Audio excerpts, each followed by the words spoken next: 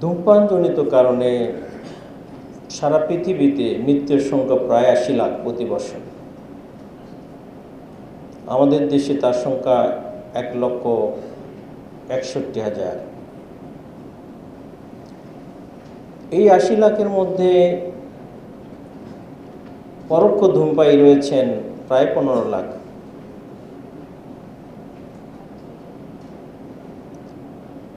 আমাদের দেশে মৃত্যুর কারণ পরোক্ষ ধূমপায়ীদের ক্ষেত্রে এটা 2.51%। ধূমপায়ীদের সংখ্যা বিবেচনায় আমাদের অবস্থান পৃথিবীতে ষষ্ঠ।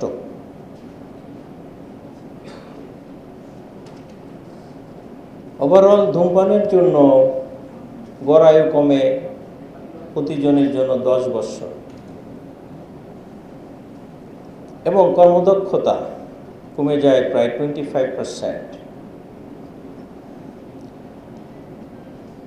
আমাদের ধূমপায়ীদের সংখ্যা প্রায় 4 কোটির কাছাকাছি, কিন্তু ধোঁয়াবিহীন তামাক দ্রব্য সেবন করেন এর সংখ্যা প্রায় 2 কোটি। তার চেয়েও বেশি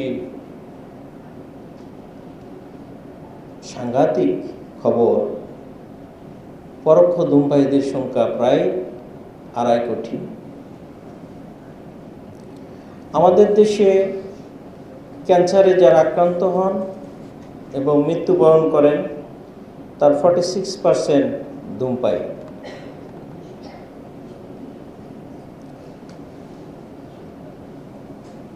এই সমীক্ষায় এই বাস্তব চিত্রে ধূমপানকে রোধ করার আর কোনো বিকল্প নেই। বিভিন্ন পরিসংখ্যানে এটা প্রতিষ্ঠিত হয়েছে যে যত প্রিভেন্টেবল কজ রয়েছে ডিজিজের জন্য, তার মর্টালিটির জন্য ধূমপান তার অন্যতম।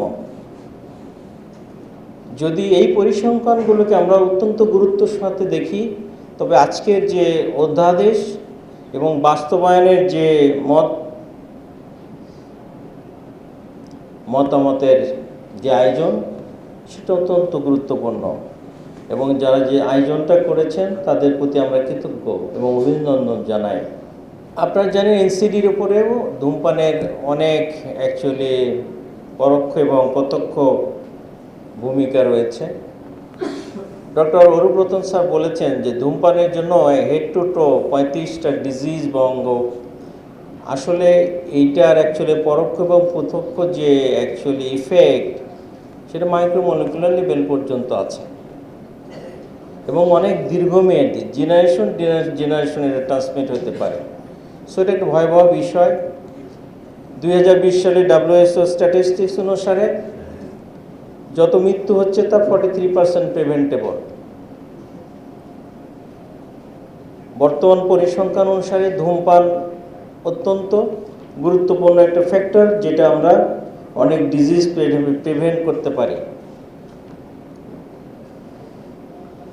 আমরা এনভায়রনমেন্টাল পলিউশনের কথা বলছি, সেখানেও ধূমপান বা তামাকজাত দ্রব্য অন্যতম কারণ। আমরা ক্যান্সারের কথা বলছি, যে আমাদের বাংলাদেশ ক্যান্সার সোসাইটির প্রেসিডেন্ট জনাব অধ্যাপক গোলাম মহিউদ্দিন ফারুক স্যার আসছেন। ক্যান্সারের সংখ্যা হু হু করে বেড়ে যাচ্ছে। টপমোস্ট ক্যান্সার হচ্ছে lung cancer, and that is related to air pollution, related to tobacco. Another one is gastrointestinal cancer, that is related to dietary crisis. আমরা দুটো জিনিস খাই, খাদ্য খাই, বাতাস খাই, এর মধ্যে টোবাকোর অনেক ধরনের ভূমিকা রয়েছে। তবে সরকারের একার পক্ষে এটা কোনোভাবে কিছু সম্পন্ন করা সম্ভব নয়। স্বাস্থ্যক্ষেত্রে আমরা দেখছি more than 70% is provided by the private organization and system.